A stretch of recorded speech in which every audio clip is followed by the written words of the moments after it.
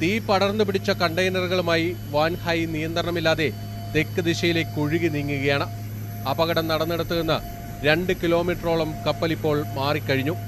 ഇതാണ് വലിയ ആശങ്കയുണ്ടാക്കുന്നത്. മുൻവശത്തെ 2 ബേകളിലാണ് ആദ്യം തീ പടർന്നതെങ്കിൽ ഇപ്പോൾ കപ്പലിന്റെ മുകൾ ഭാഗം മുഴുവനായി തീ വിഴുങ്ങിക്കഴിഞ്ഞു.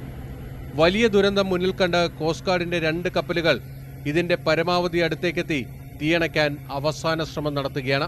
ഇന്ധന ടാങ്കിന് തൊട്ടടുത്താണ് തീ പടരുന്നതെന്നത് ആശങ്ക വർദ്ധിപ്പിക്കുകയാണ്. 2000 ടൺ ഇന്ധനവും 240 ടൺ ഡീസലും സൂക്ഷിച്ചിരിക്കുന്ന ഭാഗത്ത് തീ പടർന്നാൽ കാര്യങ്ങൾ കൈവിട്ടു പോകും. വലിയ പാരിസ്ഥിതിക പ്രത്യാഘാതങ്ങൾ ഉണ്ടാക്കാനിടയുള്ള രാസവസ്തുക്കൾ കപ്പലിലെ 157 കണ്ടെയ്നറുകളിലായുണ്ട്. ഇവ കടലിൽ വീണാൽ MSC അപകടം പോലെയാകില്ല കാര്യങ്ങൾ.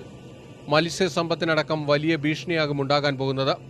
പ്രത്യേകിച്ച് മത്സ്യങ്ങളുടെ പ്രജനനകാലത്ത് ഇത് കണക്കാക്കാനാകാത്ത നഷ്ടമുണ്ടാക്കാനും ഇടയുണ്ട്.